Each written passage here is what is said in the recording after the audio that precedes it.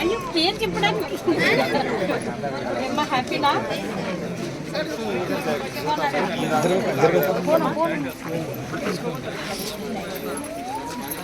అందరూ సంతోషంగా పండుగ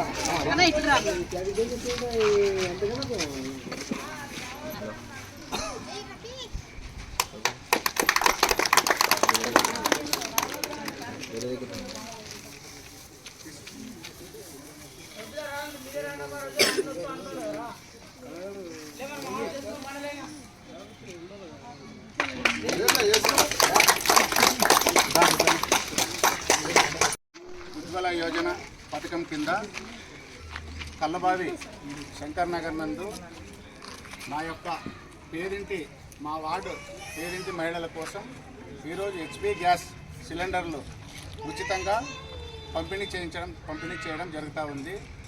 అలాగే నారా చంద్రబాబు నాయుడు గారు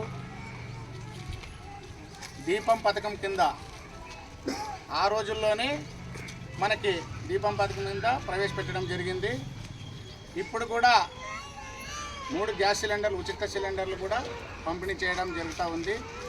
ఇవన్నీ కూడా మేము చేస్తున్నాం. మా వార్డు ప్రజల కృషి అంటే దీని వెనక మన కర్నూలు జిల్లా పార్టీ అధ్యక్షురాలు గుడిసె కృష్ణమ్మక్క ఆదేశాలు, అలాగే స్థానిక నియోజకవర్గ ఇన్ఛార్జి మీనాక్షి నాయుడు అన్న గారి ఆదేశాలు, అలాగే మా యొక్క హెచ్పి గ్యాస్ ఓనర్ గారు రంగనాథ్ సార్ గారికి ఈ యొక్క కీర్తి వర్తిస్తుందని నేను ఈ సందర్భంగా తెలియజేస్తా ఉన్నాను.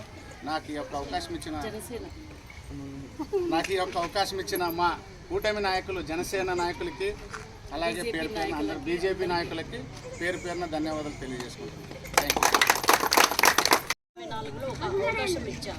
జగనన్న వచ్చి ఏమో చేస్తాడు అని చెప్పి, కానీ ఎంతవరకు నిలబెట్టుకున్నారు అనేది ప్రజలందరికీ తెలుసు. జగన్మోహన్ రెడ్డి గారు 151 సీట్లతోన అత్యధిక మెజార్టీతో ఆ రోజు ఆయన ప్రభుత్వం ఏర్పాటు చేసిన తర్వాత ఏ వర్గం ప్రజలు హ్యాపీగా ఉన్నారు?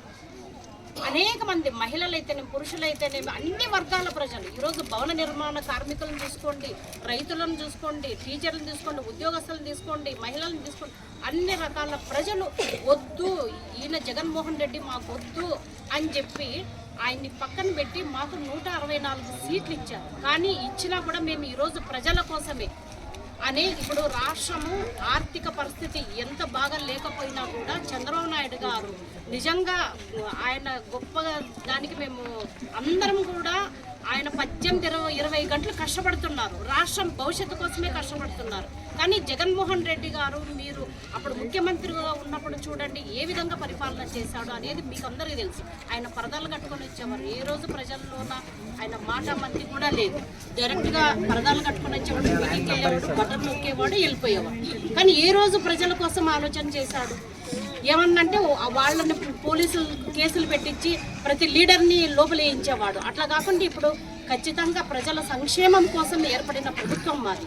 ఒక పక్క సంక్షేమం, మేము అదే చెప్తున్నాం, ఒక పక్క సంక్షేమం, ఒక పక్క అభివృద్ధి. ఈరోజు సంక్షేమం కోసమే మేము 70,000 కోట్ల రూపాయలు ఖర్చు పెట్టిన ఘనత మా కూటమి ప్రభుత్వానికి ఈ 18 నెలల కాలంలో. దాదాపుగా పవన్ కళ్యాణ్ అన్న అయితేనేమి, నారా లోకేష్ అన్న అయితేనేమి, చంద్రబాబు నాయుడు గారు అయితేనేమి ముఖ్యమంత్రి గౌరవనీయులు, అదేవిధంగా మోడీ గారి సహకారంతోన మేము ఈరోజు ఆంధ్రప్రదేశ్ ముందుకెళ్ళేటట్టు ఈరోజు మీరు చూస్తున్నారు. పెట్టుబడుల విషయంలోన దేశంలోనే ఆకర్షించే విషయంలో మేము ప్రథమ స్థానంలో ఉన్నాం. అంటే ఈరోజు కొన్ని లక్షల కోట్ల పెట్టుబడి మనకు వస్తుంది. దానివల్ల అనేక కంపెనీలు ముందుకు వస్తాయి. ఈరోజు చదువుకున్న యూత్ అంతా కూడా బెంగళూరుకో, వైజాగ్ అంటే కర్ణాటకకో, లేదంటే హైదరాబాద్కో, చెన్నైకో పోకుండా మన ఆంధ్రప్రదేశ్లోనే చదువుకునే యూత్ ఉండాలి, ఇక్కడనే జాబులు చేయాలి అనే ఉద్దేశంతోనే ఈరోజు తీసుకొచ్చాం. మేము ఎలక్షన్లో హామీ ఇచ్చింది కూడా అదే, 20 లక్షల ఉద్యోగాలు కల్పన చేస్తామని చెప్పి.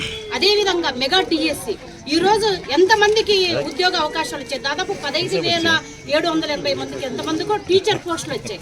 అదేవిధంగా ఈ పోలీసు శాఖలో కూడా ఎన్ని పోస్టులు వచ్చాయి? దాదాపు 6,000 పోస్టులు వచ్చాయి. ఇంతకుముందు వైసీపీ గవర్నమెంట్ ఎందుకు ఇవ్వలేదు? డిఎస్సి ఏర్పాటు చేస్తానన్నారు. ప్రతి సంవత్సరము జాబ్ క్యాలెండర్ విడుదల చేస్తామని చెప్పిన వైఎస్ జగన్మోహన్ రెడ్డి అప్పటి ముఖ్యమంత్రి ఎందుకు చేయలేకపోయారు?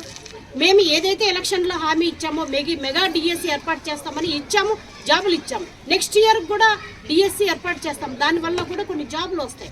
ఇట్లా అనేక రకాలు ఏవైతే మేము హామీలు ఇచ్చామో వాటన్నిటినీ నెరవేరుస్తూ ఇవ్వని హామీలు కూడా ఈరోజు మేము మా ఆర్థిక పరిస్థితి ఎంత ఇబ్బందికరంగా ఉన్నా కూడా ఈరోజు కేవలం సంక్షేమంలోన మనం చూస్తూ ఉన్నాము. ముసలి వాళ్ళకి 1వ తారీఖుని అందరికి కూడా పెన్షన్లు అందుతున్నాయి. వాటికి 35,000 కోట్ల రూపాయలు, 3,500 కోట్ల రూపాయలు అవుతుంది. కాబట్టి వీటన్నిటిని వెళ్తాం. 100% ప్రజల మద్దతు మాకు ఉంటుందని చెప్పి మేము ఈ సందర్భంగా తెలియజేసుకుంటున్నాం.